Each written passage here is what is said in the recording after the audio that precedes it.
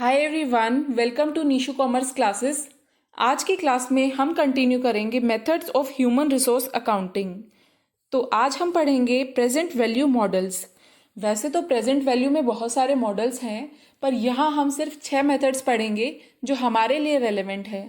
सबसे पहला है present value of future earning model. चलिए देखते हैं। Present value of future earning model. This was given by Lay and Swartz in the year 1971. तो present value of future earning models क्या कहता है? ये मेथड बोलता है कि सभी एम्प्लॉयज़ को, जितने भी आपके पास एम्प्लॉयज़ हैं, उनको होमोजीनियस ग्रुप में डिवाइड कर दो, या तो उनकी एज के बेसिस पर या फिर उनके स्किल के बेसिस पर।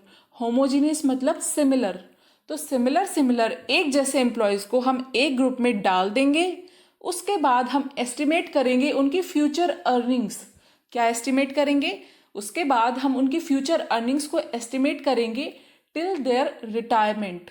और जो अर्निंग्स हमने यहाँ एस्टिमेट करी हैं वो क्या हैं? मैम, वो तो फ्यूचर में होने वाले अर्निंग्स हैं, मीन्स फ्यूचर में कितना कमाएंगे वो। तो क्या हम उसको प्रेजेंट वैल्यू पर नहीं लेकर आएंगे? हाँ मैम, प्रेजेंट वैल्यू पे तो लेके आएंगे।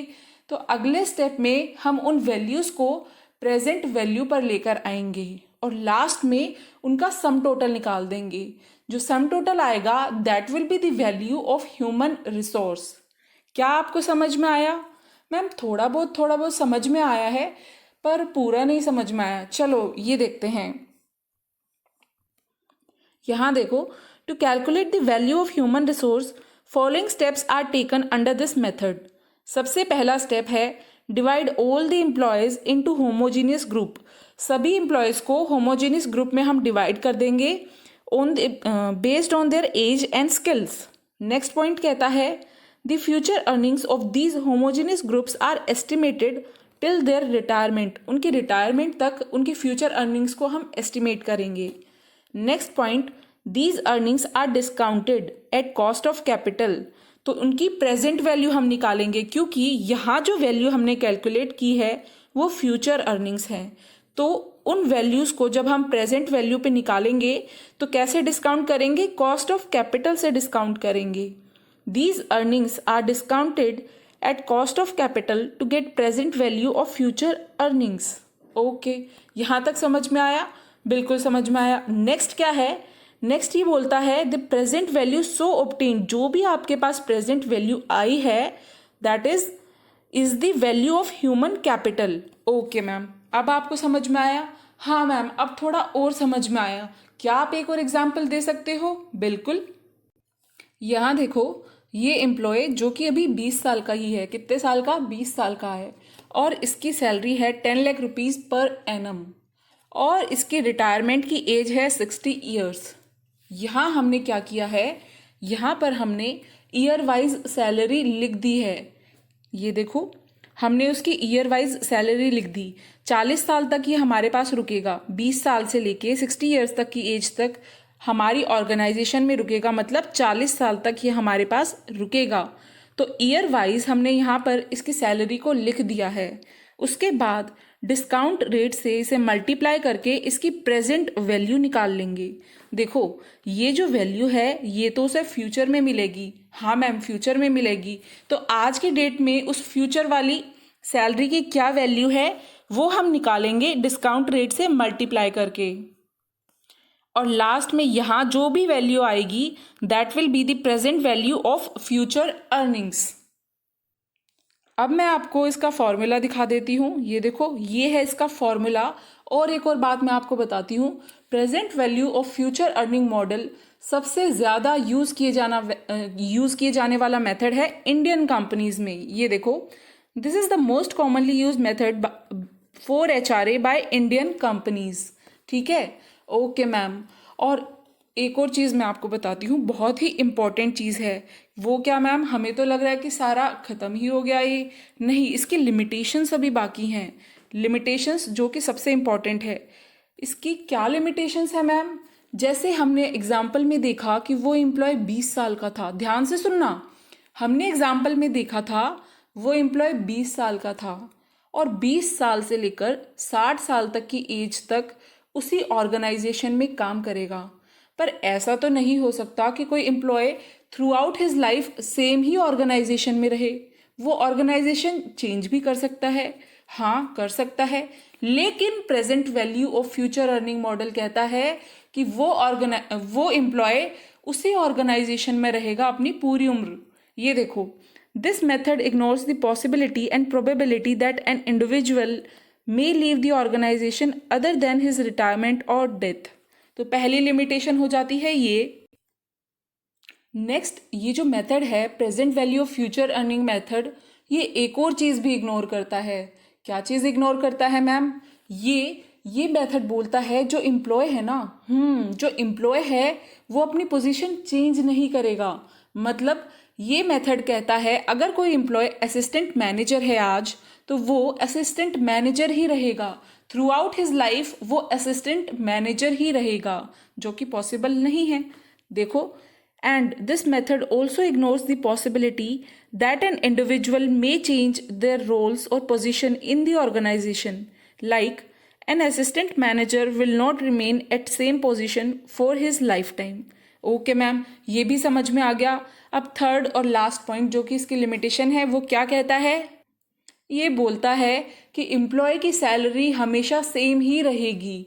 जैसे हमने अभी एग्जाम्पल में देखा था कि एम्प्लॉय की सैलरी थी 10 लाख रुपए, 10 लाख रुपीज़ पर एनम, और जितने साल भी उसने उस ऑर्गेनाइजेशन में काम किया उसकी सैलरी 10 लाख रुपीज़ ही थी। ओके मैम, ये देखो, this method assumes that the salary remains constant through out the life of his service. तो अब एक बार मैं क्विकली आपको बता देती हूँ ये तीनों पॉइंट्स क्या बोल रहे थे। पहला पॉइंट कहता है कि एम्प्लॉय अपनी पूरी लाइफ एक ही ऑर्गेनाइजेशन में काम करेगा। दूसरा पॉइंट कहता है कि वो अपनी पोजीशन भी चेंज नहीं करेगा। मतलब अगर असिस्टेंट मैनेजर है तो वो अपनी पूरी उम्र असिस्टेंट मैनेजर ही रहेगा।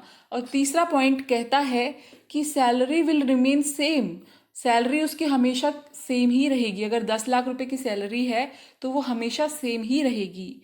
ये था present value of future earnings model. Next method है reward valuation model. Reward valuation model, जिसे हम स्टोचैस्टिक रिवॉर्ड वैल्यूएशन मॉडल के नाम से भी जानते हैं, ये मेथड 1971 में फ्लैमहोल्ट्ज ने दिया था। और क्या कहता है ये मेथड? इस मेथड ने पहले वाले मेथड जो कि था present value of future earnings model, उसकी सारी लिमिटेशंस को ओवरकम किया है। रिवॉर्ड वैल्यूएशन मॉडल कहता है ज़रूरी नहीं कि एक एम्प्लॉय सारी उम्र उसी ऑर्गेनाइजेशन में काम करे, वो ऑर्गेनाइजेशन चेंज भी कर सकता है। और दूसरी बात, ऐसे भी बोलता है ये मेथड कि एक एम्प्लॉय ना सिर्फ ऑर्गेनाइजेशन चेंज कर सकता है बल्कि वो अपनी पोजीशन भी चेंज कर सकता है। मीन्स अगर वो असिस्टेंट मैनेजर है तो वो आगे चलकर मैनेजर भी बन सकता है। और ऐसा होता है तो देखो तीसरी लिमिटेशन अपने आप दूर हो जाएगी। मतलब अगर पोजीशन चेंज हो जाती है उस एम्प्लॉय की तो सैलरी भी चेंज ही होगी ना। हाँ मैम, इसने तो तीनों लिमिटेशंस को ओवरकम कर दिया। और एक और बात मैं आपको बताती हूँ, फ्लैमहोल्ट्ज का मानना था कि ह्यूमन बींग्स को खरीदा नहीं जा सकता। जिस तरह से हम दूसरे एसेट्स खरीद लेते हैं उसी तरह से हम ह्यूमन बींग्स को नहीं खरीद सकते। देखो, पढ़ते हैं हम, this model overcomes the limitation of present value of future earning model and takes into account the possibility and probability that an individual may leave the organization other than his death or retirement. Next, ये क्या है? Also, this method anticipates the possibility that an individual may change their roles, position in the organization. मतलब एक individual अपनी role या position को change भी कर सकता है एक ऑर्गेनाइजेशन में। ऐसा नहीं है कि उसकी जो पोजीशन है वो through out his life same रहेगी। Next, Flamholtz was of viewpoint that human beings cannot be purchased or owned by the organization like other physical assets. They are free to serve from one role to another in his career or to leave the firm. अब हम लोग देखेंगे कि human resource की value निकालने के लिए हम क्या क्या स्टेप्स लेते हैं रिवॉर्ड वैल्यूएशन मॉडल में। तो देखो, सबसे पहले क्या होता है, ह्यूमन रिसोर्स की वैल्यू निकालने के लिए सबसे पहले हम एस्टिमेट करेंगे टाइम पीरियड, जितने टाइम के लिए वो एम्प्लॉय हमारे पास रहेगा। लेट्स से कि एक एम्प्लॉय है वो हमारे पास 10 साल तक रहेगा ऑर्गेनाइजेशन में। उसके बाद नेक्स्ट स्टेप, सेकंड स्टेप क्या करेंगे, उसके बाद हम ये देखेंगे कि वो उन 10 सालों में कौन सी पोजीशन पे रहेगा। लेट्स से कि 5 साल तक वो एक पोजीशन पे रहता है और अगले 5 साल वो दूसरी पोजीशन पे रहेगा। ये देखो यहाँ पे लिखा हुआ है, estimate the time period during which an individual can be expected to render his services to the organization. Next बोलता है, identify various service states that individual may occupy during his service life in the organization. Now third point, estimate the value derived by the organization. मतलब उस period में organisation कितनी salary पे करेगी उस employ को। Estimate the value derived by the organization if an individual occupies various service state for specific time periods. Okay, next है fourth point, ये कहता है कि उसकी प्रोबेबिलिटी देखेंगे कि वो इंडिविजुअल फ्यूचर में कितने टाइम के लिए उस पोजीशन को ऑक्यूपाई करेगा, क्योंकि ये तो सर्टेन नहीं है कि वो इंडिविजुअल ऑक्यूपाई करेगा ही करेगा। तो हम यहाँ पर फोर्थ पॉइंट में प्रोबेबिलिटी देखेंगे कि कोई इंडिविजुअल फ्यूचर में हमारे पास कितने टाइम के लिए एक पोजीशन को ऑक्यूपाई करेगा।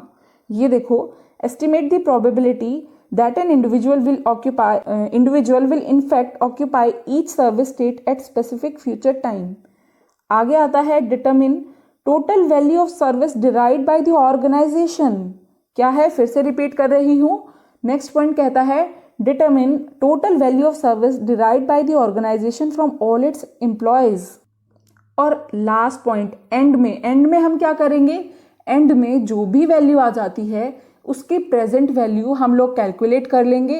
कैसे कैलकुलेट करेंगे प्रेजेंट वैल्यू को, मैम डिस्काउंट रेट के थ्रू, डिस्काउंट रेट से मल्टीप्लाई करके, जैसे हमने present value of future earning models में भी किया था। ओके, तो ये था हमारा रिवॉर्ड वैल्यूएशन मॉडल। अब नेक्स्ट हम आ जाते हैं नेट बेनिफिट मॉडल पे। नेट बेनिफिट मॉडल, ये मॉडल मॉर्स ने 1973 में दिया था।